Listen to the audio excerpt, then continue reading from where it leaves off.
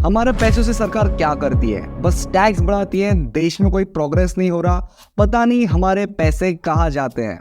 Moving on to other global stories, it's 2024 and India's budget session is just a few weeks away. What is the direction that we saw from the interim budget 2024? Finance Minister Nirmala Sitharaman is all set to create history as she presents her sixth consecutive union budget. Prime Minister firmly believes we need to focus on four major tasks. क्या आपने कभी सोचा है कि सरकारी budget हमारे life से कितना कनेक्टेड है? आज हम इस रहस्य को सुलझाएंगे। लेकिन एक ट्विस्ट है कि इमेजिन करो कि आप दुबई के लिए ट्रिप प्लान कर रहे हो, तो आपको क्या क्या देखना पड़ेगा? सबसे पहले आपको देखना पड़ेगा कि कौन से होटल्स में आपको रुकना है, कहाँ पर घूमने जाना है, कहाँ पर आपको वीडियो शूट करनी है, और लास्ट में आप देखेंगे कि आपके पास कितने पैसे हैं।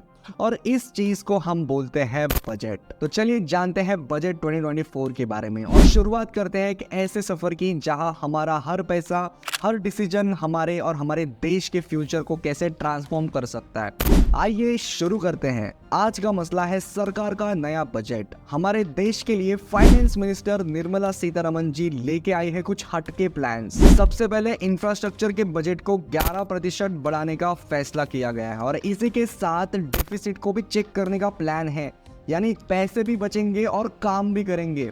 अब बजट डिफिसिट क्या है? बजट डिफिसिट का सिंपल फंडा है, जब गवर्नमेंट का खर्चा उसकी कमाई से ज्यादा हो जाता है तब डिफिसिट होता है, और जब डिफिसिट बढ़ जाता है तब समझ जाओ कि गवर्नमेंट थोड़ा टेंशन में है।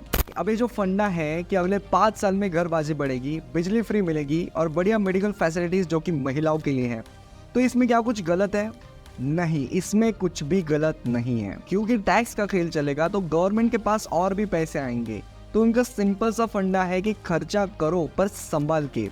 नेक्स्ट फाइनेंशियल ईयर में बजट डेफिसिट को 5.1% से घटाया जाएगा। इंटरिम बजट में फाइनेंस मिनिस्टर निर्मला सीतारमन जी ने 11.1 लाख करोड़ रुपए को कैपिटल स्पेंडिंग के लिए अलोकेट किया है, यानी कि ये पैसा देश के विकास और प्रोजेक्ट्स के लिए इस्तेमाल होगा, जिससे इकोनॉमी को बहुत बढ़िया बूस्ट मिलने वाला है। निर्मला सीतारमन जी ने कसम खाई है कि वो हमारे प्रधानमंत्री मोदी जी के टारगेट्स पर फोकस करेंगे, जैसे कि किसान, युवा, महिलाओं और अंडर प्रिविलेज्ड लोगों को सपोर्ट करेंगे। और अगले 5 सालों में हम देखने वाले हैं कि ऐतिहासिक विकास। अब कुछ हाइलाइट्स देखते हैं हमारे बजट 2024 के। इस योजना के जरिए होगा कुछ ऐसे कि आम आदमी को अपने सपनों का घर पाने में मदद मिलेगी। प्रधानमंत्री आवास योजना नियरली टारगेट कर रही है 3 crore houses and additional goal of 2 crore houses जो कि सेट किए गए हैं अगले 5 सालों में। सक्षम आंगनवाड़ी और पोषण 2.0 प्रोग्राम्स को तेज करेंगे ताकि न्यूट्रिशन डिलीवरी, बचपन की देखभाल और विकास में सुधार हो सके। लड़कियों के लिए 9 से 14 साल के बीच सर्वाइकल कैंसर वैक्सीनेशन को बढ़ावा देंगे और एक मेजर स्टेप है जो कि लिया गया है।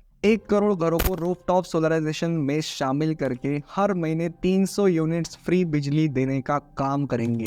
इससे एनवायरनमेंट को भी फायदा होगा और खर्चे भी कम होंगे। उड़ान योजना के तहत मौजूद एयरपोर्ट्स को बढ़ावा देंगे और नए एयरपोर्ट्स का पूरा विकास करेंगे। और पीएम गति शक्ति के तहत 3 बड़े रेलवे कॉरिडोर प्रोग्राम्स को लागू करने का काम होगा, जिससे लॉजिस्टिक्स की एफिशिएंसी बढ़ेगी और कॉस्ट कम होने वाली है। और इससे हमारे देश के ट्रांसपोर्ट सिस्टम में एक नया बदलाव देखने को मिलने वाला है। और ये हमारे कुछ हाइलाइट्स थे बजट 2024 के। इसी के साथ हम समाप्त करते इस सेशन को और मिलते हैं हम हमारे अगले सेशन में।